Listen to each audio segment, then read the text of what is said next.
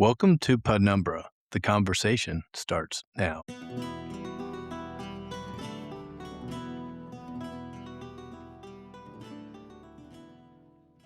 Good afternoon and welcome to Penumbra. I'm excited to have a very special guest today, Mr. Brian Oblow of the Adams and Reese Law Firm here in Tampa. Brian, welcome to Penumbra and thanks for being with us. Thanks for having me. I'm excited to be here. Absolutely. Brian, you and I have known each other for, I'd say, about 15 years or so. We initially met when I was working at Gray Robinson years ago. You were also there. I just remember you always had an open door policy. You were about 10 years my senior in the practice of law. And I just remember you were always a person that no matter what was going on throughout the day, I could go down, I could talk to you, and I could get some advice, not necessarily good advice, but I could certainly come away with some advice. You know, you've always had a special place in my heart because of that. I'm pleased to have you here with us today. I appreciate it. Listen, I was fortunate to have good mentors. So I always want to pay it forward.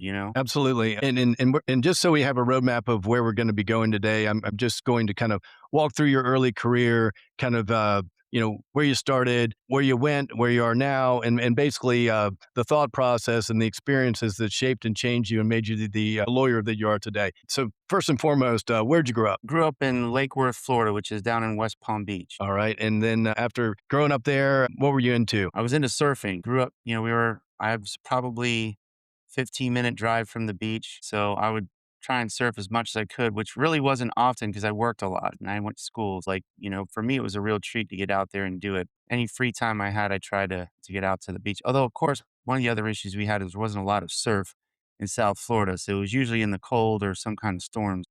Hanging out at the beach was one of my big childhood good memories, I guess. All right. And growing up down in West Palm, other than surfing, what did you like to do in your free time? Well, that was what I like to do in my free time. I didn't have a whole lot of free time. I mean, listen, I'm not here to cry like I had a bad childhood or anything else, but pretty much since I was 14, I had a job. So I always worked. And then, academics were really pushed hard by my parents. So that was always important. And I also wrestled in high school. And that seemed to be a pretty much year round type thing. Although season was, I don't know, 4 months, we'd always, the coach would make us run cross country to stay in shape or do weightlifting or whatever else. So it was always some kind of something involved in doing that to keep in shape and on your toes. Yeah, and I always I have some friends that have sons that wrestle, and I just knowing about wrestling a little bit. I was not a wrestler growing up, but wrestling's probably the one of the most difficult things that you can do as a person and as an athlete because not only are you competing by yourself and essentially engaged in hand to hand combat with another person, you're also often doing that in a very diminished capacity if you have to cut weight or make a weight or something like that. So not only are you doing the hardest thing, you're doing it hungry, you're doing it tired, and you're doing it in a way that like there's no excuses other than yourself. No, listen, I'll tell you. I mean, the truth of the matter is, I got into it because some of the friends in the neighborhood were doing it. And, I was like, well, at first it's fun. You're out there, you're kind of rolling around on the mat and you're not really doing it from a super competitive standpoint. So it's kind of learning stuff and kind of like, I don't know, boys be boys, you're always out there kind of wrestling around anyway. So then it was kind of getting some discipline and figuring it out. My senior year or my freshman year of high school, I was 110 pounds and like 5'6". So I wasn't playing football or basketball. So really the only option was wrestling. And at that point, I didn't really have to worry about making weight. I was at the 112 weight class. So it was kind of like just show up and I was actually put on varsity because I was so small. There was no one else to do it. But then as I started growing, yeah, I had to cut weight to make weight. And that's tough, man. I'll tell you, it is one of those things where I can't tell you how many times when you're in practice and you're sweating and you're hungry and you're tired and you're like, why am I doing this? This is ridiculous. It's not like I can tell you I never was delusional that I was going to be an Olympic athlete or anything like that. But I'll tell you though, when you go out there, shake hands with somebody and you basically whip them legally and you raise your hand, there's no other feeling like it. Obviously losing really stinks too, but I did like the fact that you could go out there, match up with somebody and, have respect, go at it, go as hard as you can for 6 minutes, but still have, respect and shake hands and walk off and the better man won. Right. No, and there's a lot of lessons that you can learn about yourself on the wrestling mat. Basically, what your breaking point is, where you're at that moment, or that point in your match where you're just like I want to quit because the guy's on top of me. I feel like I'm being pinned, but then that little voice inside of you that says, no way, this isn't going to happen. And then you do whatever you can to get out of that position if possible. Sometimes you can't, but that's something that I think wrestlers carry forward throughout their lives. Those lessons they learn on the wrestling mat in the wrestling room, those countless hours of just gruesome, grueling The grind. practices. Yeah, Yeah. no, it's a grind. That's how it's explained. It's just a grind. It's not glamorous. It's a hard nosed sport, and there's really no other sport like it. And as far as molding young men into leaders, and using a sport to carry yourself forward and lean on that the rest of your life, I think it's a fantastic foundation. Yeah, like I said, I mean, it wasn't something I, was like, want to be a gladiator or anything like that. I kind of stumbled into it. And then once you get into it and start getting good at something, it's hard to give it up, right? So you want to keep going and getting better. But yeah, and you're absolutely right. You definitely learn your breaking point because it's only 6 minutes, but it's like sprinting for 6 minutes. You know what I mean? Like, and it can definitely push you hard. I will say one of the keys to my success, because I am not the greatest athlete by any means, was just being cardio. Like our coach absolutely ran us more. We ran more than the track team before we started, right? And then you wrestle for a couple hours. So that was the one thing that, I knew if I could get to the third period and get somebody to the end, I had a real good chance of coming out the other side. It's just, if you get pinned in the first period, you can't do much about it, once you get to the end. That's right. A lot of people, and this is true today, cardio can be your best weapon in those kind of events where the first round's kind of even and everybody's got a full gas tank. But by the second round, your gas tank's a little less diminished than the other guy. And by the third round, he's drowning and you're going to invite him into the deep water and you're going to finish him off. And that is, it's a weapon as much as it is a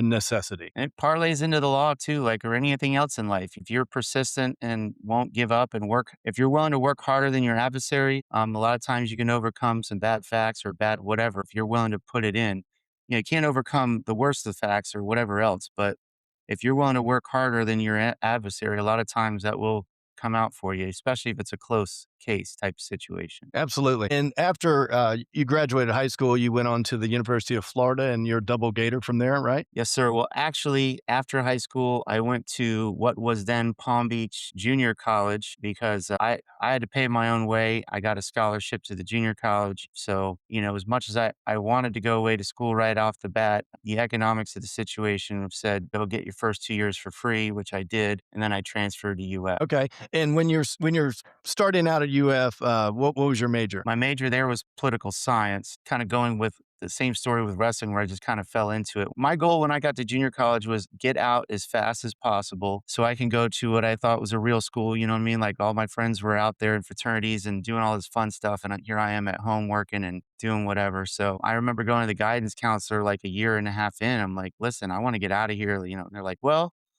looking at your credits, it's pretty much, it looks like you could go into history or political science. And I'm like, history? Who gets a history degree? What are you gonna do with history? As though political science had actually, had any more value than a history degree. So I'm like, all right, political science, that sounds interesting. Let's do that. So I went to UF, majored in political science. And like most people with political science, you kind of get out and you're like, man, no one's really beating down my door to be a political scientist. Like, what are we doing here? So I realized quickly that when I got out, my job opportunities were sell long distance for Frontier at the time, do like be a broker, but both or sell insurance. Those were kind of the ones that I had the opportunities. And to do insurance or be a broker, you had to take a test, and yet took time. And I'm like, man, I was broke as a joke. It was not funny. I had, I lived a life. Don't get me wrong, but I had a bunch of credit card debt coming out, and it was like, I need to make money, and I need to make money now. So I actually did sales, selling long distance or whatever, going door to door in Miami. Had people pull guns on me. I had a pit bull chase me. I mean, it was some crazy times. So then I realized like, yeah, I think I need to go back to school. And I applied for a graduate degree in public administration at FAU. And then I applied for law school for the spring term in Florida. They used to have a spring term. I got into FAU. Because I got in there first before I found out about law school. I think I took maybe 2 classes, look to my left and look to my right. And it was all government job workers that were, in their 30s or 40s going back to try and get their master's so that they could get that $10,000 salary bump. And I'm like, I don't know if this is where I want to be. And then like literally like 2 or 3 days in, I got accepted to law school. And I'm like, all right, it's a sign, let's go, I'm out. So I just withdrew and that was that. And the rest is history as far as going to law school. Yeah, that's great. And back to your political science major, speaking of the wealth of job opportunities awaiting you after you graduated, Beating down my door. I don't think I've ever met outside of maybe a university system a political scientist. Like I've never had a conversation, and I talked to a lot of people about like, what do you do for a living, sir? He's like, well, I'm a political scientist.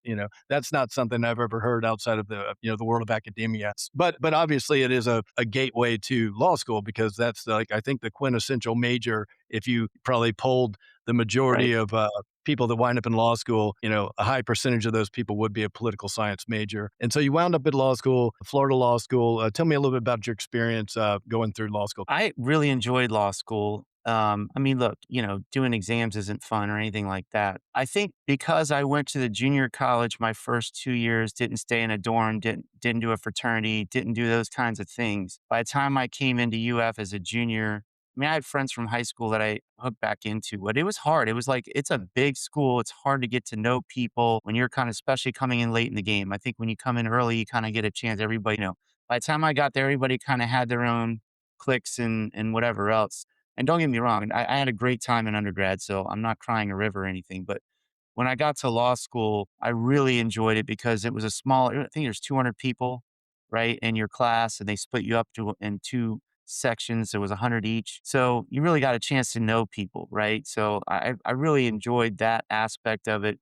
I mean, look, out of 200 people, there's probably 10% that you probably never want to talk to again, 10% that are going to be like your best friends for life, and the rest are kind of in between. You know what I mean? I liked law school. It's also the having worked and like I said, doing sales, I mean, literally door to door sales in Miami in a suit in the summer, having dogs sicked on me and people slamming doors in my face. I had an appreciation for law school that I think a lot of people may not have had. So for me, I was like, this is great. I'm back to, studying, taking naps, working out, drinking for 20 bucks at night. Where else do you want to be? Right. This beats working, driving and, chasing, trying to chase sales. It was a good time. I enjoyed it. No, absolutely, and that's my experience, for when I went to law school. I went a little bit older. I did a few things before I went back to law school, and that's the nice thing about law school, that it's always there for you whenever you decide to go, if that's obviously something that you're planning on going, but I had a group of friends, like, I had some friends that went straight from undergrad right to law school. They were 20, 21 years old, and then there's other people that I met that had that different life perspective. Some of them had worked, some of them worked, in different fields, some of them were actually accountants, and done, some of them were paralegals. And it's Right. those people that came to law school with a different perspective. And it seems like it's almost it's a positive, helpful perspective when you've lived out in the real world a little bit. And like you said, I'm appreciative of being back in this environment. I'm in the air Right. condition. Oh, I'm reading some books. Sure, I got to do some additional, reading and writing. But again, I'm not knocking on doors in Miami in the heat of summer, sweating through my suit. I think bringing that real life perspective to law school is a real benefit to students, that instead of just going the traditional path, that I'm going to go 4 years and I'm just going to go to law school the following fall. No, absolutely. And I recall in my class, we had a guy that was like in his 60s. So he was, and, I mean, like, I appreciate basically his thing was he was pretty much retired, done well in life and was kind of like, he said it was always he had always wanted to be a lawyer and now he had the time and energy to do it. But I was kind of like, all right. So, no stress. That would probably be the best way to do law school. Although I don't know why would you put yourself through that? But like the no stress, like, yeah, if I don't pass, so what? I do recall a few other people that were kind of the second career people, and they definitely were far more driven. And it makes sense because you have a different perspective. You're there for business. You know what I mean? Like a lot of people, and again, myself somewhat included, because I was still pretty young. Like you're like, hey, I'm back in school. Like, let's run around and do happy hour or do whatever else. Some of these people had families. I remember some of my law school mates had, kids at home and a wife. And I'm like, I couldn't imagine. Right. So it's definitely a different mindset. Yeah, I was married when I started law school, and I had my daughter the second year, and my son was actually born the day after I graduated. Wow. And then we were studying for the bar. We were relocating to Florida. There was a lot of things going on. Uh, it's probably one of the highest stress times of my life when just like real life was really hitting me in the face for the first time from all angles. But it also, having that support system at home and you're not just there by yourself really, gave you that additional support and perspective about why you're doing this. I'm not just going to law school because I want to go to law school. I'm going to law school Right. because I want to provide for my family. And obviously you have to do the best in that regard. And then after law school, tell me about, your first entry into the legal field and what that looked like for you. Yeah, so I graduated December of '99, and my recollection was the market wasn't, super strong. I don't know if it was a recession per se or whatever, but I just remember like it wasn't like an political science degree, people beating down your door. There were definitely job opportunities, and I was, I think, in the top third of my class. So it wasn't like, I was bottom of the barrel or anything else. But I do recall it was a tough job market. And I was definitely interested in doing litigation. The thought of sitting and just writing contracts or something didn't appeal to me. I'm much more of a people person. So I ended up getting a job at the public defender's office here in Hillsborough County. That's what brought me to Tampa. And the funny story with this is I met my now wife when I was my last year of law school. The funny part of that is we met in spring break in Key West, which, like neither one of us was looking to get married. Now, and she tells the story like he never did anything, which is true. Like she saw me coming from a mile away. But anyway, so we had, dated pretty, we kind of knew what this was going to be a future. She's from Tallahassee. I was from South Florida. I did not want to go anywhere. I didn't want to go north. She didn't want to go south. So the compromise was either Tampa or Orlando. And I'm thinking, well, Tampa's near the beach. So let's do Tampa. And the Hillsborough County public defender's office paid $5,000 more than any other public defender's office in the state, even Miami, which was kind of interesting. I'm like, hey, and trust me when I tell you, when you make $35,000 as your starting salary, $5,000 is a lot of money, right? So I was like, all right, sign me up. Let's go. Tampa, here we come. I don't think I had ever even visited Tampa before I got the job here, it was kind of an interesting, thing for me to come here because, like I said, I grew up in West Palm. It's, a big city, whatever else. And I was kind of like, well, Tampa's a big city. It's going to be, same thing, just a different location. It's a totally different mindset here, which I really appreciate now. But as a young professional or whatever else, it was just kind of interesting because everybody kind of knew everybody, right? Like, I figured big town, yeah, you're going to know some people, whatever else, but it's like, I'm talking about somebody and I'm like, yeah, this guy's on the other side of my case and he was a real jerk. And like, oh, that's my cousin. Like, what? Like, how is this, and like, all the judges knew each other, everybody knew each other. And the question was like, did you go to Plant High School or Jesuit? And I'm like, I didn't go to either one. I went to some school in Lake, went to Lake Worth High, you probably never heard of. So that was an interesting dynamic of the dichotomy between West Palm and Tampa. I mean, now having lived in Tampa and kind of being immersed in the community, I really actually prefer the fact that, there is a people know each other. So, it's not a lot of the South Florida reputation of people just kind of going rogue and just being mean or whatever else. I mean, here in Tampa, there's a good chance whoever you're litigating against is going to be somebody you're litigating with or, like your friend today is your enemy tomorrow and vice versa. So I think there's a little more collegiality, which I do appreciate. And obviously, 1999 Tampa versus 2026 Tampa, very different. Unbelievable. I mean, unbelievable. And that's the one thing I will say is like, again, I had my now wife, but she was my girlfriend then. We were serious. So it wasn't like I was running around or anything, but I just remember being a young professional going to downtown and it was like tumbleweeds after 5:30. Like there was nothing going on. And, I was actually happy that I had, my wife. I didn't have to worry about, finding someone. And I remember a lot of my colleagues being like, this is terrible. There's like no dating scene in Tampa. It was like just kind of and my wife had gotten a job in Atlanta because she graduated a semester before me. And I remember I had some friends up there and it was like a lot of young professionals. Like Atlanta was the place to go right in that time period. There's a lot of people going there. And I just remember like you go out to a happy hour and there's all these people that had real jobs and, young professionals, you can network and do whatever else. Here, it just did not seem like that. But nowadays, man, it is amazing. I mean, downtown Tampa is really, I mean, just, if you have someone come here now and take them in a time machine 20 years ago, it is just night and day, it really is. Yeah, it's unbelievable what they've done, especially in the Water Street area, because even 10 years ago, that area after dark, it was kind of a spooky area to be in. For There was sure. no people, there was no really restaurants to speak of. After 5 PM in Tampa, you could hardly get a cup of coffee. But now, you know, the traditional downtown area where the tall buildings are, where the business is done, where where you work. I mean, that's still after 5 p.m. It's a little bit, people do clear out of there, but as they do out of downtown district. But like the Water Street area, the Riverside, Seminole Heights, like those places are just popping with activity. Absolutely. And credit to the city for adding the Riverwalk and really leveraging the good things about our city, which is we have all these waterways and systems, and they weren't utilized for the longest time, but now they are. And armature works and all the things. So it's all coming together. And Tampa has just kind of grown up in the last 10 years, and it's the place to be, in my opinion. Yeah, I remember, what was it, like 6, when, the housing boom was going and they were starting to build the like the first condos downtown, and I'm just sitting there thinking like, who the heck's gonna live in these things? Like, like, what are you gonna do? It's kind of the chicken and egg, right? Like, there's no restaurants, there's no bars or whatever else. So like, there's no place to go where you're living here. But if there's no one living there, there's gonna be no bars and restaurants. So it kind of, whoever planned the Water Street and all that, I mean, they did a really good job of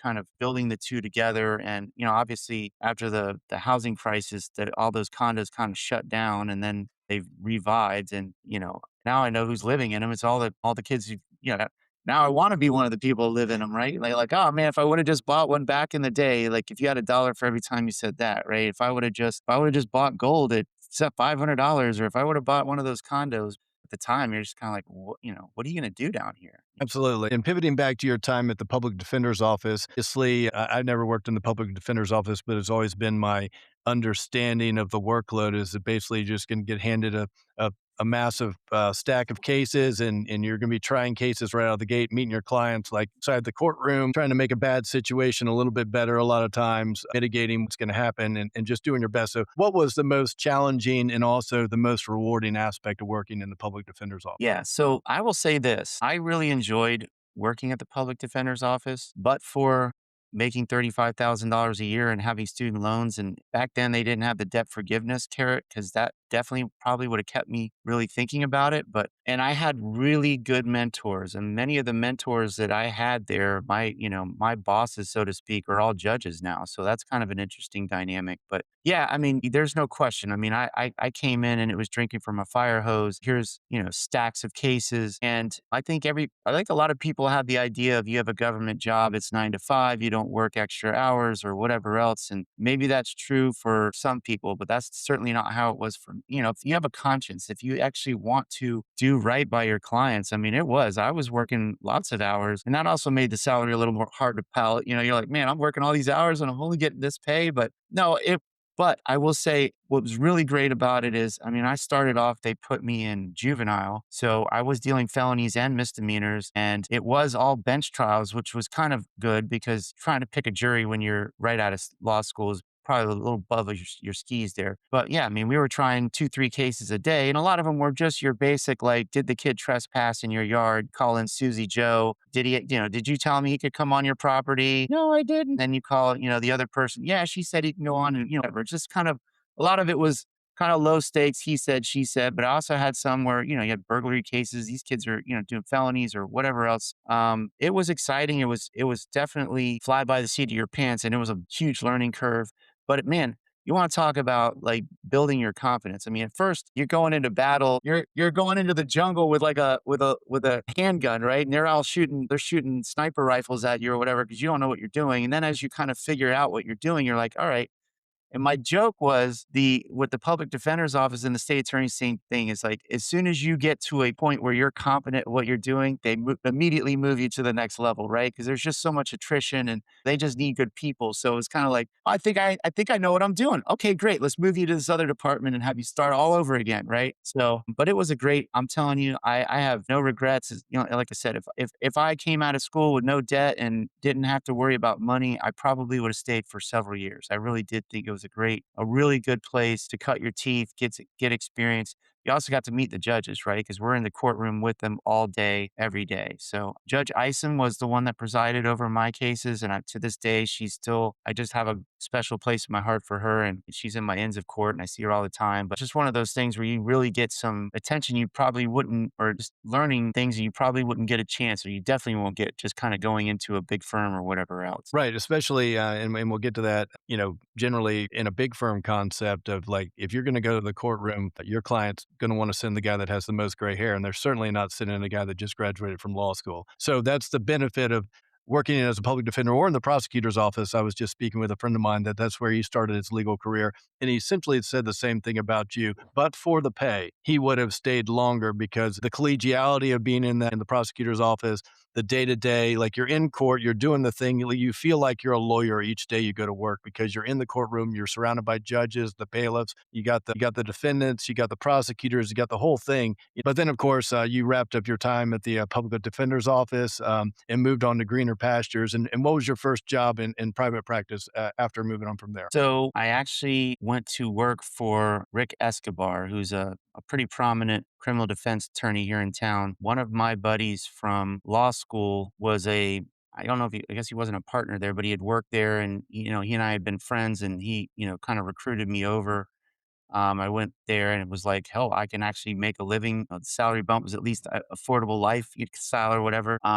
And it was that was actually a good firm because they were doing a lot of high quality, high end criminal defense. Escobar again is one of the best out there. Definitely hold him in high regard as well. So I was kind of learning from some of the really top criminal defense attorneys out there and I was there for, I don't know, probably about 8 months. And then unfortunately, the guy who brought me in, him and another guy kind of split off and went on to their own. So that kind of left me as the last, like the odd man out because, I think while Mr. R liked me, he was also kind of like, you came in with him and, they kind of had their parting ways. So it's kind of like, my spy or whatever else. I don't know. It's just kind of weird. And then my buddy that brought me in, they're kind of starting their own firm. So they can't afford to feed another, person. I was still pretty green. And interestingly enough, at that time, kind of out of the blue, like fate have it or whatever else, I got a call from Steve Berman, who's an attorney here in town that does bankruptcy law. And he was like, hey, one of my professors in law school, I just really liked Professor Jeff Davis. I took him for contracts. I liked him and he did bankruptcy. So I took bankruptcy one and two and kind of got into the bankruptcy stuff. Steve Berman was looking for an associate and he reached out to Professor Davis and he recommended me. He's like, oh, I remember, Brian Knobble's a good student and I know he's in Tampa, look him up. So he called me kind of out of the blue. And I'm like, man, like, if God just threw me a parachute, right? And I'm like, yeah, great. I'll, bankruptcy, whatever, sounds good. Let's go. So I went and worked with him for about a little over a year. And Steve's a great attorney. It was it was just him at first, and then he brought in a partner. But it was just, it was man, you want to talk about drinking out a fire hose? Because again, I was trying to learn bankruptcy law, and I was the only associate. It was a very high, fast paced. A lot of, just a lot of work, a lot of everything else. And Steve was a great guy, but he was just busy. He didn't have a lot of time to mentor me. He was a good mentor when he had the time. So I don't want to say anything bad, take it, he just didn't have the time to do it because he was trying to keep the practice going and build it and everything else, which I completely appreciate. So anyway, I was just kind of like, yeah, I'm getting burnt out on doing this. And that's when Cotney, who's, kind of one of the guys that I'm working with now, we'll get to him later in the story here, but I met him at a bar function or whatever else. And he reached out to me. He was at Glenn Rasmussen, Fogarty and Hooker at the time, and they were looking for a bankruptcy attorney. He's like, "Hey, you seem like you're a good guy. We're looking for somebody. You want to come over here?" And I was like, "Yeah, that sounds like a great thing." So I went over there. So I was joking with my wife. I'm like, like, "Hey, getting close to a year. I got to move. I got to move jobs." But anyway, I went over to Glenn Rasmussen, and there were some good guys there, but it was just a different mindset. I think I sent an email once that anyone want to go to lunch? I had a misspelling in it. It was kind of like, the world's coming to an end. So I was like, I don't know if this is the right fit for me. You know what I mean? Like I was like, So at that time, a neighbor across the street worked for Gray Robinson, and he was in their PI defense department. And I was just kind of lamenting to him. I was like, look, I just don't know if this is not the right fit for me, or at least not at the time. And again, I just want to make it clear those guys were good and they were very good at what they did. I just I wasn't there yet. You know what I mean? I wasn't at the level of where I needed to be to do what they wanted at their level. So looking back at my work product and everything else at the time, I was like a third year. who had come out doing criminal defense and really didn't get writing skills. So I get it. Like looking back now, I totally get it. But at the time, it just wasn't a right fit. Anyway, my buddy got me in at Gray Robinson, and we were doing insurance defense, and it was great. Honestly, like that was one of the happiest times of my legal career because I was making enough money to. I wasn't like Rockefeller, but I was making enough money to like kind of be able to do the things I needed to do in life. But I was also working with a lot of other young attorneys. We were trying cases. We had work that was like exciting to do. It's almost like doing the criminal defense, but it's like more like you're doing more courtroom work or you're doing more like legit. We're doing depositions. We're doing discovery that's actually discovery, like what happened in the accident. It's like Perry Mason figuring out the puzzle. So that was actually I really enjoyed that time.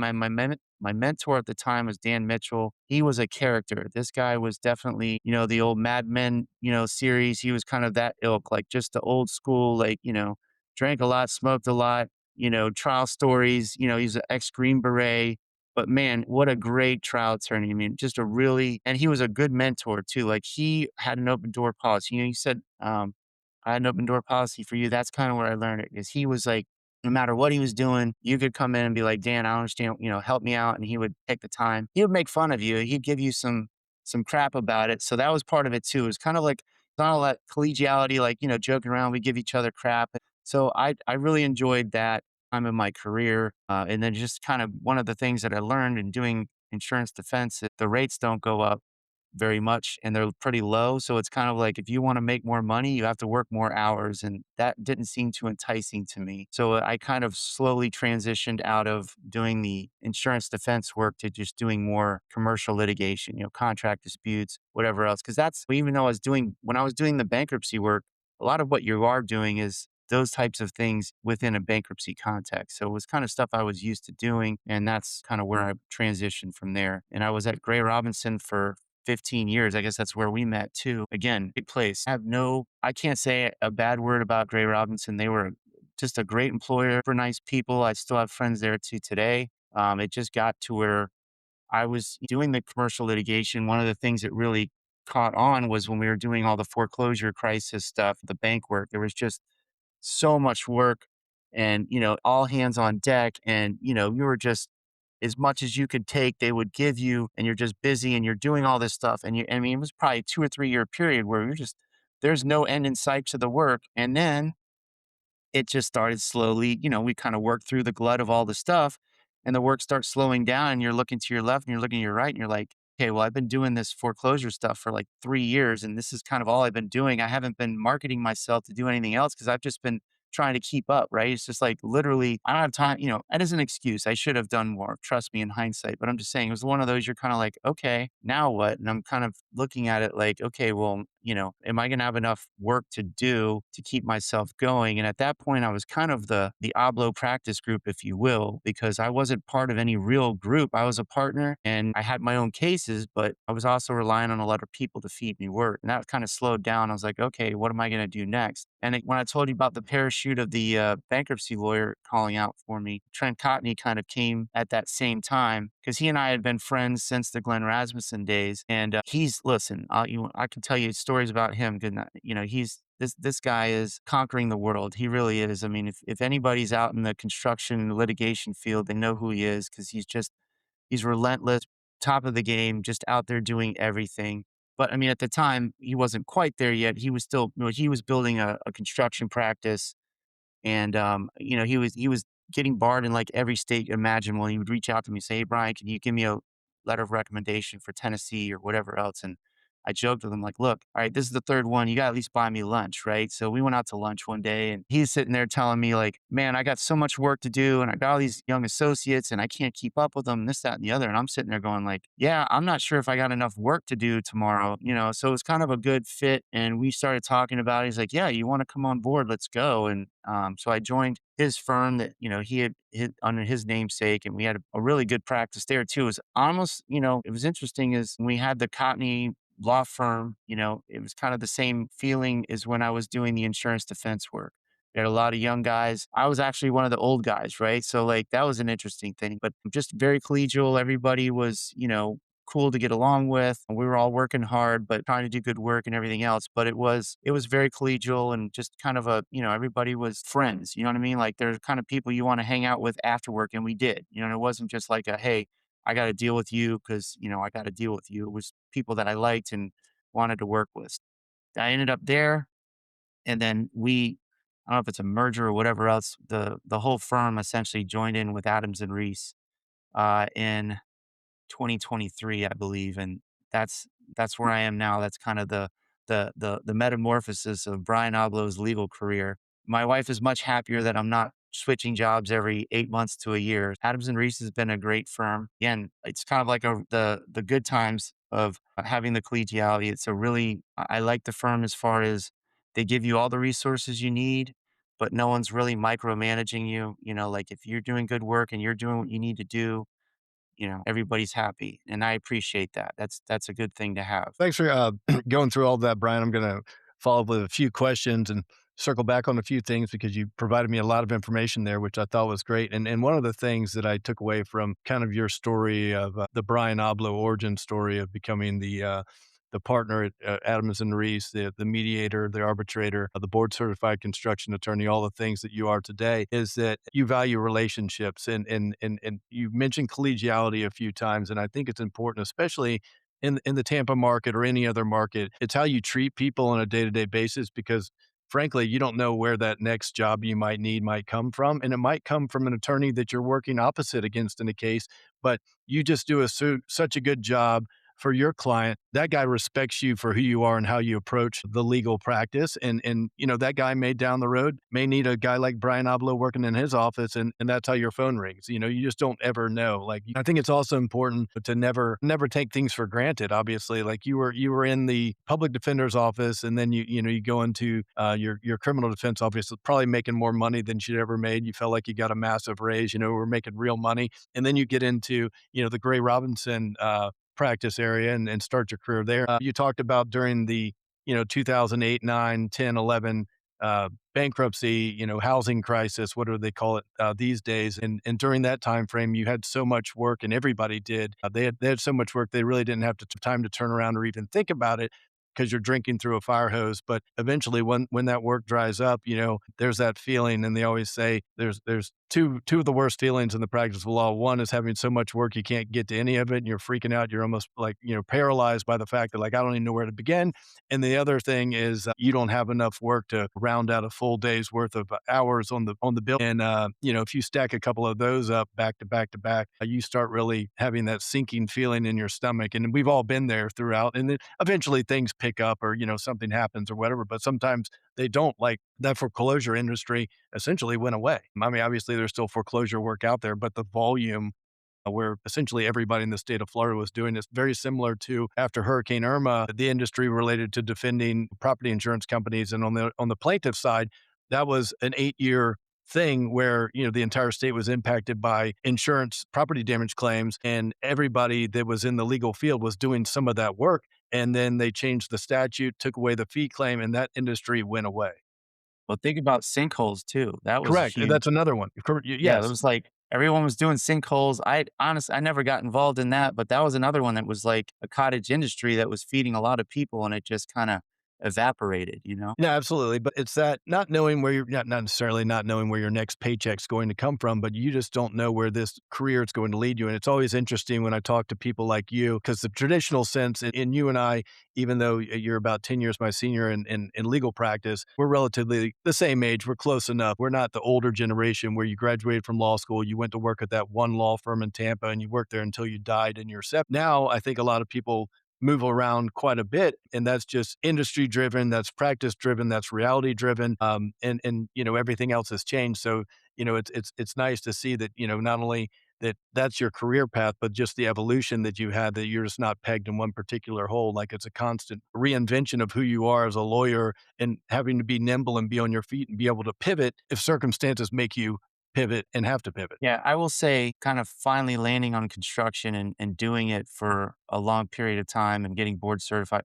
There is something to be said for kind of finding a niche because, if there's when I was at Gray Robinson, I was kind of a jack of all trades and a master of none, right? So people would send me whatever they had, and I could listen. I had a mentor at Gray Robinson, great guy, and he said, he's like, Oblow, once you learn how to litigate a case, the rest is just figuring out the law. Is that Mark Miller? Mark Miller, yes, Exactly. I was sir. about to. Mark Miller, He just was awesome. He was the first guy I ever worked for in Lakeland when I started at Gray Robinson, and I was just in Lakeland the other night for a swim meet for my son, and we were driving past the law firm where I started, and a friend of ours, Matt Jones, I saw him in the window up there working, and I called him on the phone, and I was honking at him, to make sure that he would answer his phone. I saw him checking his watch. I was like, he's not going to pick up, and we're staring at him. But he said he was working on something for Mark. They had a big thing coming up, and Mark said the exact same thing to me. Is basically litigation is a set of skills, and once you learn how to litigate, then you just learn the other rules and lay them on top of your Right. general litigation practice. And there's definitely some truth. It might be this. I'm not 100% sure, but let's try this. Now I'm kind of like, okay, yeah, you got whatever it is, and here's how we fix it. Absolutely, and especially as talking about like where certain areas of law could potentially dry up. Obviously, construction is, I believe, it's the second largest industry in the state of Florida behind tourism, so it's not going anywhere. Looking at your bio online, it says that you're a trial attorney. Tell me in your mind, what's the distinction between a trial attorney or something people say a trial lawyer and a litigator, if there is one? So it's interesting because I think in the past, especially like when I was at Gray Robinson, I guess early on we tried some of the personal injury cases, but that was more like a second chair, third chair, whatever else. But a lot of the cases, the distinction I say is litigators hardly ever go to trial, right? You get these big, huge cases. And the truth of the matter is, 90%, 95, whatever percent of cases don't go to trial just because of the complexities, the time, the cost, everything else. But I mean, I can recall like when I did a bunch of trials and doing criminal, and then I did, a few second chair, whatever else, doing the personal injury defense. And then there was probably a 10-year period where, I was doing cases that could go to trial that were set for trial, but we never went to trial because they were always too big or too complex. And, when you really break it down, by the time you live and breathe the case, these big monster cases, there's too much at stake and how much the cost is going to be to go to trial, everyone would settle them. I can say now that, still, trust me, we still try and settle because 9 times out of 10, it is better for everybody. But I've been trying cases. I think I've had at least one trial a year for the last 4 years or 5 years. So, since I've really focused in on, doing the construction litigation. And the other thing was before I had more senior attorneys that would be the first chair. Well, now I'm the one with the gray hair and, I'm the one that's kind of being looked to try the cases. So, and I will say this kind of goes back to the we were talking about with the wrestling, right? Like if you don't practice, it's like a muscle. You got to exercise it because otherwise if you haven't done it in a long time, then you're getting there and you're like, oh my God, what am I doing? How do I get this in evidence and all of that? And then you become, fearful. If you're fearful to go to trial, you're not doing your client a service. You have to be willing, able, and ready to go if it's when it comes there, because, so you're not going to be like talking your client into taking a deal they shouldn't do. Right. So that's the difference in my mind. Right. It's obviously, if you haven't looked at the rules of evidence since you took that law school exam, you may be a little bit rusty and serve as an arbitrator in addition to your practice. So, just touching on that, the distinctions between a mediator and an arbitrator, and is there one that you like more, or is there one that's more challenging? Let me know a little bit about that. Well, the distinction for those who aren't familiar with it, the arbitrator is kind of like a judge. They actually decide your case. The mediator is just a neutral party that's trying to help facilitate a settlement between the parties. So the arbitrator is going to decide who's right or wrong and come up with a ruling at the end, like a judge would. Mediator, they're not going to give you a decision. They're just going to try and help you come to a agreement amongst the parties. Personally, I prefer mediation. I mean, I like I said, I really like to help people solve their problems. As an arbitrator, I guess I am solving your problem, but it's in a much more adversarial. And when I make a decision, somebody's a winner and somebody's a loser, right? In a mediation, I guess depending on how you look at it, everybody's a winner, everybody's a loser, but everybody's kind of made their own choice. They've made a conscious decision. It wasn't decided for them. So Yeah, um, mediation's more akin to, like one of those old choose your own adventure books where in arbitration, you're choosing the adventure and you're not asking for any input on whether I should go down the path to the left or the path to the right. As a trial attorney in your practice, what keeps you up at night and also what keeps you coming back for more? what keeps me up at night is obviously having your clients' hopes and aspirations and money or whatever else riding on your shoulders, right? So, like, Did you cross all the I's and dot all the T's? Was there some missing, what is this mystery witness going to say, or whatever else? Did I do everything I could to get the best result? And even if you do, like, you could still end up losing, right? Clients are still looking, rarely do they say, you know what, Brian, you did a great job. Even though I lost, you fought the good fight. I've actually had that happen, which is refreshing. But usually it's kind of like, you lost, it's your fault. And like, well, no, what's really, if you looked at the judge's ruling, is these issues or whatever, who knows, right? Like I said, usually you're there because it's not a clear winner and a loser. So that's what keeps you up at night is, you got a lot riding on it. Your clients are depending on you to come through and get them justice as they feel the justice is, which may not always be what the justice turns out to be. What keeps me coming back for more? Honestly, the camaraderie. I like the people I work with. um, it's interesting. My oldest son is in law school, and I've had, a lot of lawyers coming to me like, how could you, why didn't you talk him out of being a lawyer? Like, this is crazy. And I said to him, like, listen, man, he did the same analysis I did. Like, I'm not smart enough to be an engineer. I'm not good enough with money to be an accountant. Like, I can't make it through med school. That's way too long and expensive. So, this is a professional career, right? What job, I say to people, like, name a job that you make, you're a professional and you make decent money that doesn't have stress. Like, if you find it, let me know. I'll switch careers right now. I'll pivot to that, right? Find me the professional drink taster, or like, yacht cruiser or something. Like, hey, I'm going to test your yacht to see if it's smooth enough or something, like, hey, sign me up, buddy. I'm in. But so my thing is, I feel like it's a career that offers, a lot of benefits.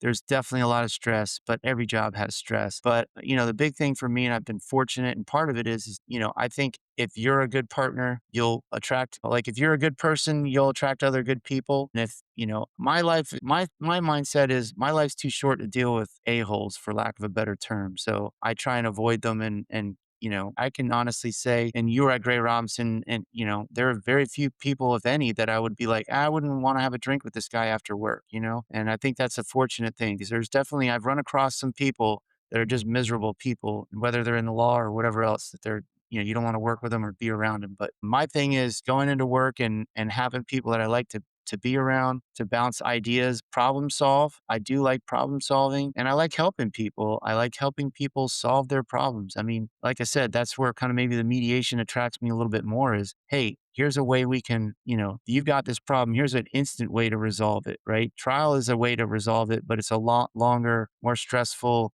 and unknown way of getting to it. But it's another way to solve a problem too. No, 100%. And to add on to that, obviously, what we do is stressful and difficult and challenging, and it makes you think, and you have to solve all sorts of problems, and you have to wear a lot of hats. But at the end of the day, if you're surrounded by people that you don't enjoy working with, it makes that experience much more difficult. So that's one thing I always tell young attorneys when they're looking for jobs is that, like, look, you can be a lawyer anywhere, but the people that you wind up being a lawyer with is going to really impact your career much more than actually what you're doing on a day-to-day basis. It's going to make the longevity of your career uh, more positive, more beneficial, and you're going to enjoy what you do a lot more if you're surrounded by good people. Yeah. So at Adams and Reese, part of the committee that hires young associates and summer clerks and that type of thing. And one of the biggest things I say to candidates, so whether it's here or somewhere else, find a place where you want to be, because you're going to spend the truth of the matter is you're going to spend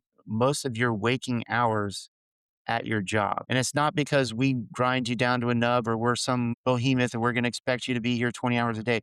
If you just do the math, right? There's 24 hours in a day and you're sleeping 8 of them, hopefully, right? So that, then the other thing is you're spending, if you take out the time that you travel to work and back and run errands and do stuff, that your actual time at work is where you spend a majority of your like solid hours of a day. So to the extent that that's where you're going to be, make sure it's doing something and being around people that, you want to be with. My thing is, like I said, it's not like I'll wake up in the morning and be like, woohoo, I can't wait to go to work and, bill some hours and, fight with some people about cases. But I do enjoy, I don't hate my job by any means. It's like I said, is you're helping people, and I've been fortunate that I've been around people that I like to work with. And going back to what you were saying about having an open door policy. That's part of my thing is I want to be the guy that people want to work with too, right? And when we're hiring people, I always joke, I'm like, look, for them, by the time their resume reaches my desk, they've already been culled through as far as do they have the academics, do they have the background or whatever else. So my mindset is when I'm interviewing a candidate, is it somebody I want to work with, right? I could have, the smartest kid that went to every whatever it is and checks all the boxes, but if there's just somebody I'm like, I can't see myself like having a drink with this person after work, after a tough case or, like whatever. I don't know. That's my criteria, right? I mean, the fact, like I said, by the time they get to me, they've already been through the vetting process to know that they're capable of doing the job. So then the real question is, are they somebody I want to work with? There's somebody that I feel like they will fit into our culture. Because I do think that's an important thing. And I'm a very, very, very happy and fortunate that I'm at a place that has a really good culture and kind of have a joke that there's a no a-hole rule at our firm. You know what I mean? Like we don't want them. You know what I mean? There are a lot of people that are very successful because they're jerks, but I don't want them around me. You know what I No, I mean? mean, that's absolutely true because those people can be successful in their own right, but at the same time, that personality can really drag down an office and create dissension amongst the ranks, and it turns into a place where you enjoy going to work and the collegiality, and that can just be destroyed in one foul swoop. Another question talking about the open door policy. Obviously, when you're dealing with young lawyers that just got out of law school, and the law school experiences, you're used to looking things up in books. You're looking for things on Westlaw or Lexis or wherever you're finding them. But when you get into the actual practice of law, a lot of the answers that we need on a day-to-day basis aren't found in a book or could be there's no quick research function that can get us to that answer because it's time and experience that allows us to answer those little nagging questions that we have throughout the day. And that's where leaning on a mentor or somebody like you with an open door policy where you can go in and say, look, I'm in this situation. This is the scenario I am. How would you handle it? And you're going to lean on your 20 years of experience to come up with that answer. You're not going to crack open you know, a Florida statutes books and say, "Here's the statute that says what you're supposed to do in this situation," because there's not one of those that exists. Yeah, absolutely. There's no shortcut to experience, right? But, pivoting on that, if you could eliminate one thing from your job tomorrow, what would it be? Lawyers that are jerks just to be jerks.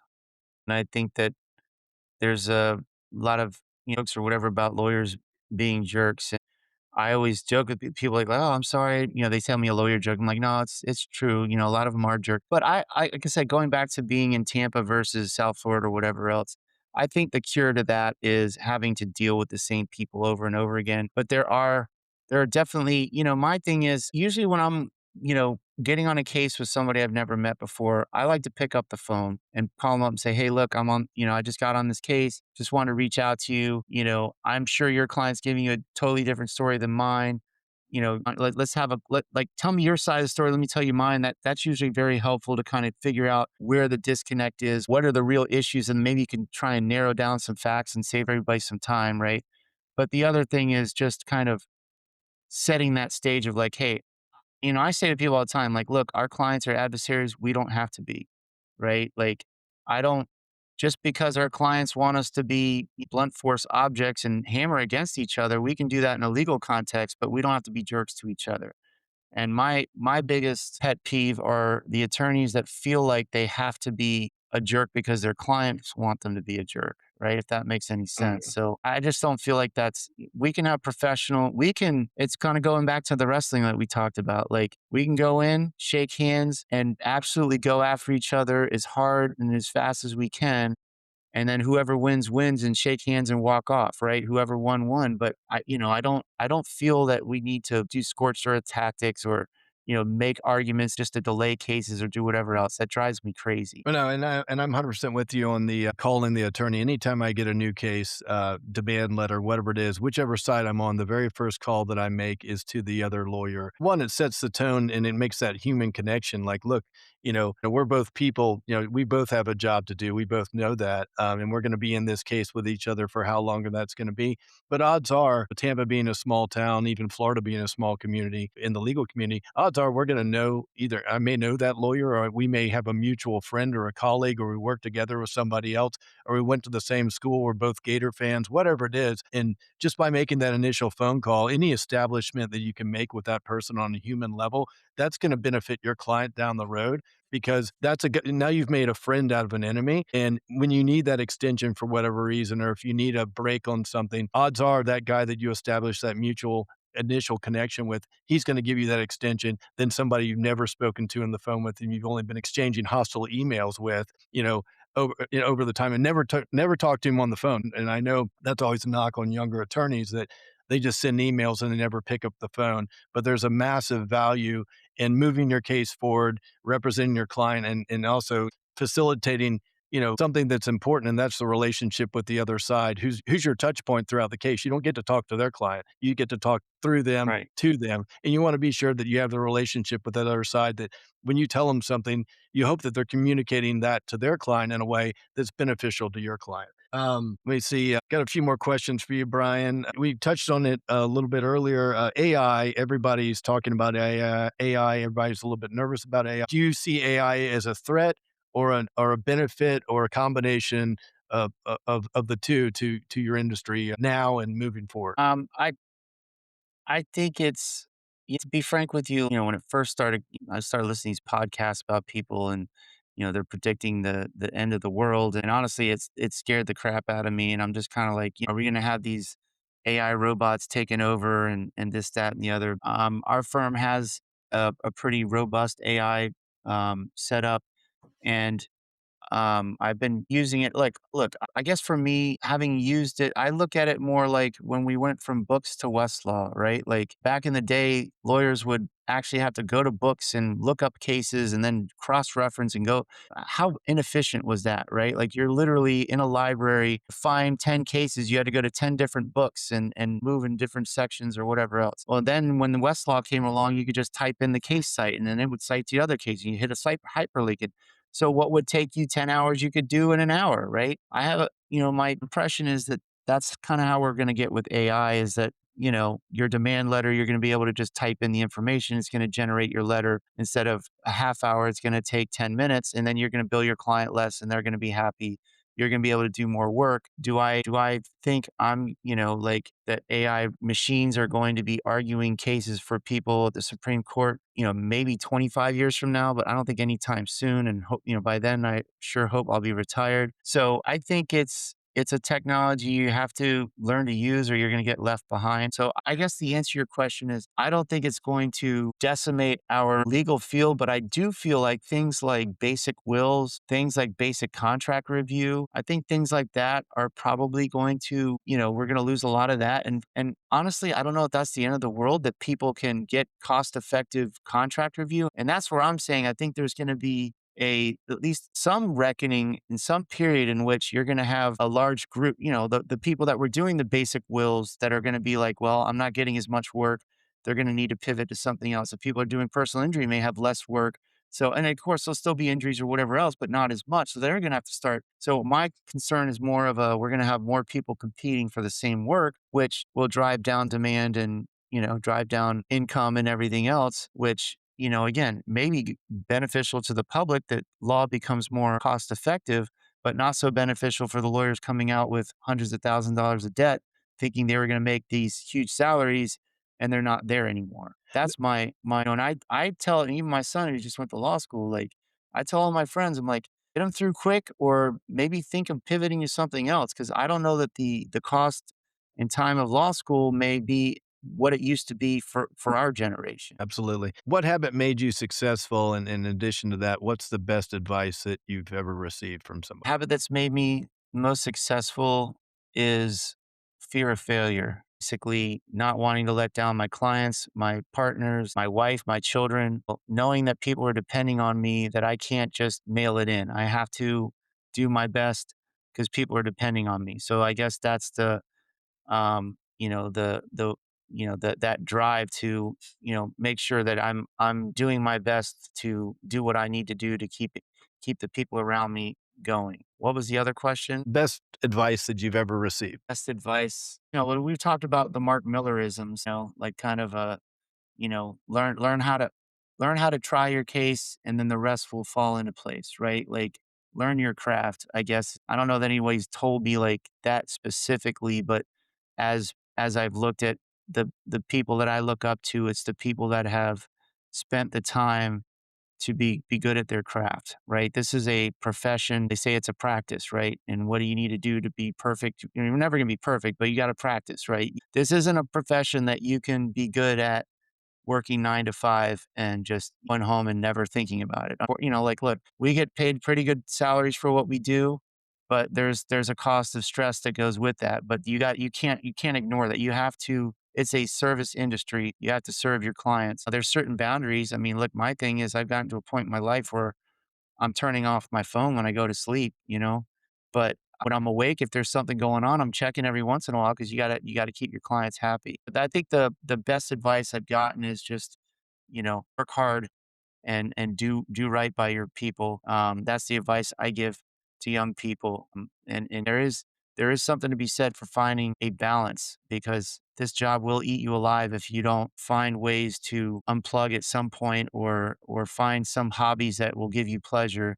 Because if you can't turn your brain off, because it's tough, man. Like if you're in trial or you got some big case or whatever, that's always just running in the background and you're trying to be with your family or whatever else, it can really eat you alive. So you got to figure out how to, find some ways to distract yourself and, turn that little voice off for a little while. You know what I mean? Yeah, and, one more thing about, Mark Miller's Mr. Miller, as I always called him, and I still call him Mr. Miller if I saw him today. I had the pleasure of, working on a case with him and watching him in depositions, and he was just a master, at depositions, like 6, 8 hours of depositions all day, and, he just banging away on the other side, breaking them down, meticulous, and his ability to keep things in his memory and circle back to them in a fluid nature was just one of the most amazing things I've ever seen as a young lawyer, and still today, if I could take depositions like Mark Miller deposes people, that's just the high water mark in my mind because I think he was just absolutely a master at it. And I just remember as a young attorney just marveling at how Mark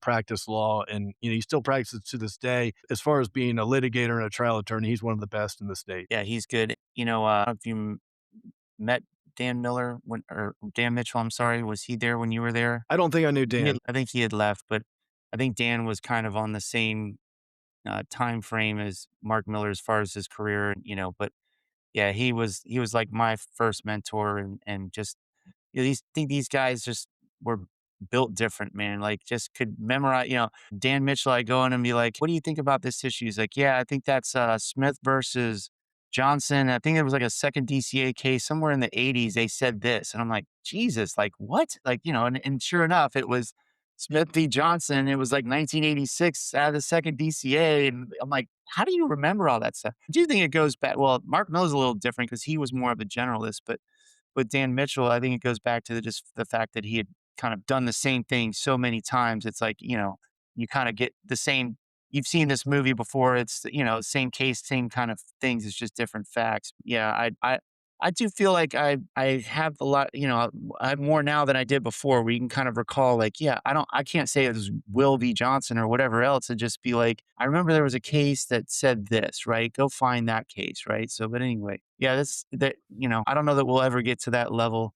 God bless them, man. Those guys were built different for sure. We're going to move into the speed round wild card Cool. section, and then I'll get you out of here. Just a couple of fun questions, non-legal related, but I'd like to get your take on it. And you can just give me a yes or no answer. If you want to expound on your answer, that's fine too. Dogs or cats? Dogs. Okay. The moon landing, yes or no? Yes. I That's will it. say though, I had some points in my time where I was like, so you're telling me we flew to the moon with basically a calculator sized computer in the 70s I 69, guess the late 69. 60s, 69, Yeah. sorry. So it was on the cusp. But anyway, but we hadn't been back and like with all the technology we had, no one decided like no one was like, hey, you know what? Let's go back. So I kind of get where the, conspiracy theorists were. Maybe I'm just buying the propaganda, the flag was the wrong way or whatever else. But it did seem a little crazy that, with the technology they had, that they flew the moon, they did this, all this stuff, and then it's like decided, yeah, we don't need to go back anymore. You know what I mean? And there's a lot of videos and they kind of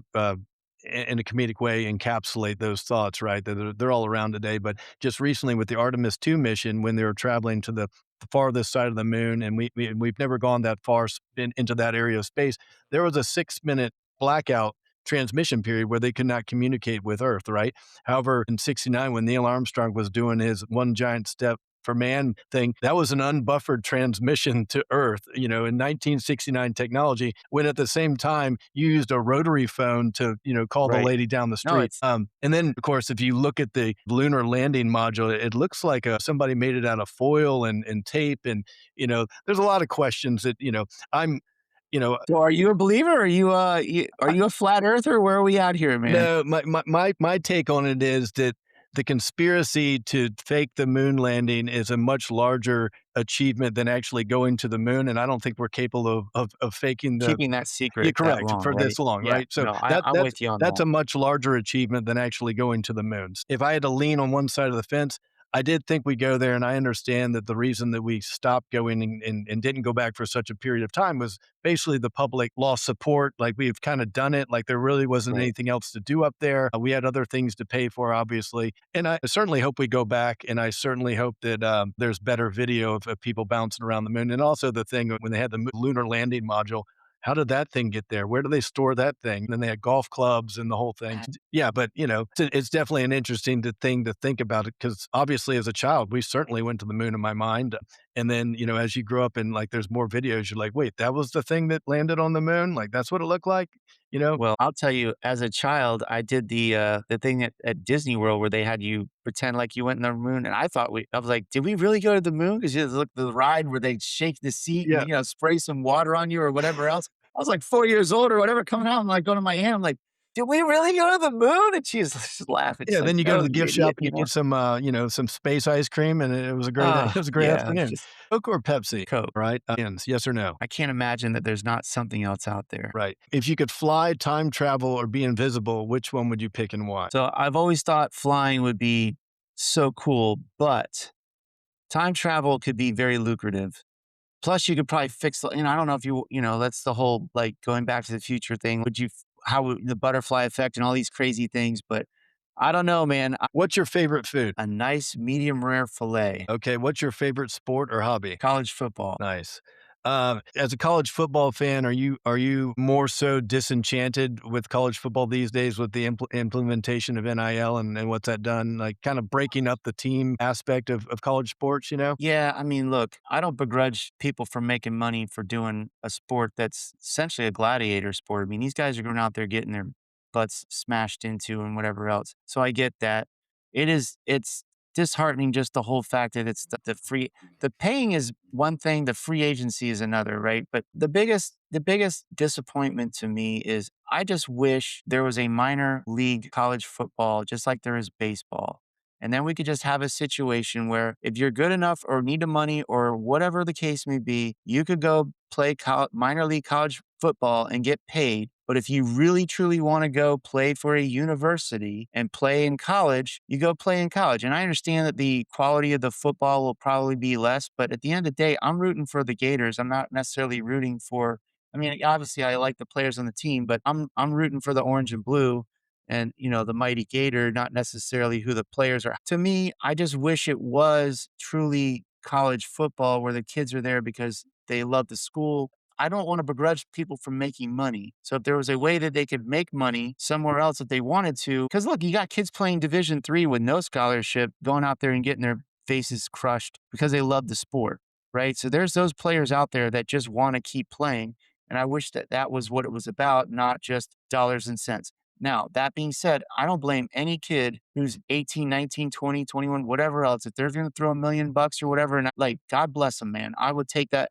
I'm not here to be all these people like, oh, they don't love our school. Like, listen, bro, put yourself back at being 19 years old. And someone says, give me $1 million and I'll have you go play at this school and be like, sign me up. Let's go. You know what I mean? So I get it. Not only is it a gladiatorial experience, they're literally breaking their bodies for the sport, but they're generating billions and billions of dollars for No, the schools, the coaches, ESPNs of the world, like all those things. And my brother, he played at Florida. He was a scholarship athlete there, played for Spurrier. His last year was 2001. And I remember in 2001, the NCAA EA Sports football game, I think it had I don't think it had Rex Grossman on the cover, it may have been, the guy from Nebraska, Crouch or whatever, but certainly on the Gators football team, there was a guy who was number 44, who played fullback, who was my brother's height, weight, Right, it was my brother for all intents and purposes because my friends would call me up and they would play the game and they would accuse my brother of fumbling the ball in one of their video games and right, but he got $0 for that, right? And really, I think it goes back to where that's one of the original sins of the NCAA, just basically overreaching what they were doing and just kind of exploiting those athletes. Because I remember when my brother signed his national letter of intent, we did it in some lawyers conference room up in Dade City, where I'm from. No representation there. We were just there at a lawyers conference room, right, just kind of set the circumstances. And there was certainly no negotiating this deal he was about to sign with the right. institution. And I'm a huge Gator fan, and I'm sure it was a very similar document to all the kids signed. But there was certainly a a provision in that contract that they get your name, image, and likeness forever in perpetuity. And my dad was a veterinarian, my mom was a school teacher, and neither one of them was lawyers, but they're educated people. And then you have some kids that don't have that background Right. signing this document, and in exchange for an opportunity to play football or some other sport in college. And then all of that led to where we are now, and where it goes next, I don't know. And I don't know if it can be fixed in a way that puts football back in a spot that you and I grew up watching it. Well, like I said, I somewhat blame the NFL and college for conspiring to use college football as the minor league NFL system. Like Correct. you didn't really, I guess there's arena, maybe whatever. And I remember they had NFL Europe for a little while, and I was like, okay, that makes sense. Like have that be the alternative route. Like I said, baseball has minor league. Why can't football do that? And then I think that would solve the problem. Yeah, they won't. They don't. I mean, and this is just my opinion, but they don't do that because why would the NFL set up a minor league system when they have a free one right now? But that was one of my big pet peeves too is you've got kids going to college that don't want to be in college. They're just going because the only way they can get to the NFL is through college. And that to me is a disservice to everybody, right? Like again, I'm not an elitist or whatever else, but like, you got somebody graduating with the same degree as you that probably never went to class or something like that. Like that just it just my thing is I think a college degree and a scholarship is worth something, but I also appreciate that I'm not a multi-million dollar worth athlete. But my thing is, if your career path, if you know my career path is to be an NFL athlete, and God bless them, like they're going to make more money than I probably ever will in my lifetime. So I don't begrudge anybody that. But then be able to follow that path without having to go to college and pretend to be a student if you really don't want to be a student. That's my thing is like you had kids doing one and done in college basketball that would like, here's a perfect example. What's his name that was the quarterback for Miami just Carson last Beck. go around? Carson I Beck. mean, he's like, they're like, how about your classes? Like, I haven't been in classes in 2 years. So what are we doing? That's what frustrates me is college football has become minor league football, but it's tied to the Yeah. universities. Like And they that's the yeah, problem. and they wield the student athlete name where it suits their interest. And I always use the analogy where if you want to be a professional baseball player after high school, you can get drafted and you can pursue that career. And if you want to be a professional football player, if you're not going to a Division I school, you're not going to have that opportunity because you're not going to get the reps, you're not going to get the Right. experience and exposure.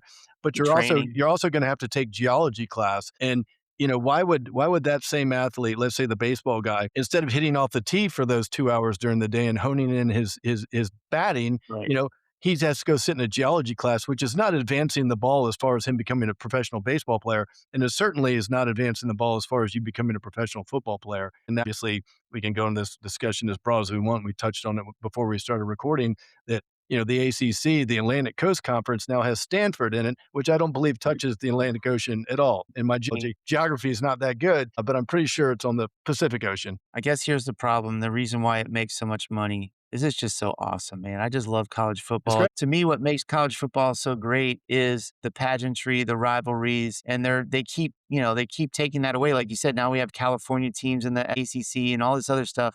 But my point with that is even if you took out the semi-pro athletes from college football and just left us with the marginal Division III type athletes, I'd still love it because it's still got the pageantry. And frankly, if they said, look, we're going to have lesser athletes, but we're going to stop all this realignment and kids moving all around, I'd be like, great, let's do it. Right. I'm still going to go in the swamp and cheer and scream my head off and have a good time rooting for my team. So, And on that point, like you think of the Army Navy game, I've never been in person, but it's supposedly one of the best football experiences you can go to. And both of those schools have height, weight requirements for their athletes. They have very right. strenuous academic and entry exam requirements. And it's not a diminished product at all. It's actually one of the best experiences. Each year, it's like the game to watch. It's in the cold. It's usually raining or sleeting. And Right. it's that experience. And as they continue to diminish what was good about college football with all these division realignments and things like that, it's almost like, I don't know what was special about college football. Well, I still watch, but I watch less and less each year. Yeah, I can't say watch less. So I'm part of the problem. I don't know, man. I love it. It's like, my wife jokes, she's like, I love college football season because it's the only time you'll actually sit in a chair still for hours on end at home on the weekend. Cause I'm like, I'm in the office all the time. Like when I get home, I'm like, I want to get on the boat. I want to go do something. Like the last thing I want to do is sit in a chair. Right. So that's, she's more like a let's stay at home and do stuff. And so she's like, at least you're home. Well, I'll tell you what. One thing that has gotten better in my household is watching the Gators because years ago, especially when my brother was on the team, when they would lose, like that would kind of ruin the rest of my weekend. But now I don't really have that feeling. My expectations are obviously adjusted for reality, and I always make the joke that I treat the Gators right now like an alcoholic relative, where I love you. I want the best for you. I want you to get better, but right now you can't be around my family.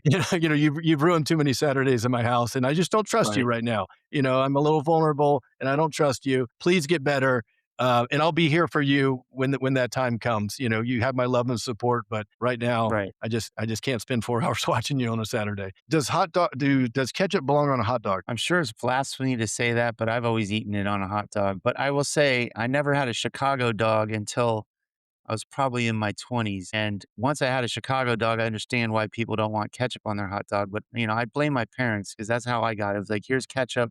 This is it. Eat it and shut up, But I would take a Chicago dog over a dog with ketchup, but I still would eat a hot dog with ketchup on it Well, in if the it's just Chicago all I'm getting. I used to live in Chicago, and the dogs up there, like, they call it running through the garden because they have, like, the tomatoes, the onions, the relish, the hot peppers, Right. all that kinda stuff, but I had a friend that was from Chicago, and if you put ketchup on a hot dog in front of him, he could not be your Yeah. friend, like, that was it, like, that was a No, I wrap. got you. I get it. And yeah, like that. I do it too, I I grew grew up. up with it. Yeah. Yeah. Yeah, like, we didn't know any better, man, we drank out of hoses, we put ketchup on our hot dogs, Or blew what are into you gonna blew into Nintendo cartridges until they Oh, worked. yeah. What is your favorite book, movie, sequel, or song? Favorite movie is Shawshank Redemption. Can't think of a favorite book. It's funny with I think it reading was a is book before it was a movie, so I'll give you that one too. well, alright, we'll just count that then. The funny thing is we read so much at work that I don't really read much for pleasure. So, I've read some books and whatever else, but I can't think of one that I'm like, "Oh, this one really was stirred the pot for me." Well, I'll tell you, if you never read the book and you're looking for something that's just a fabulous read and you have some time, Lonesome Dove is not only is a great miniseries, but the way the book is written,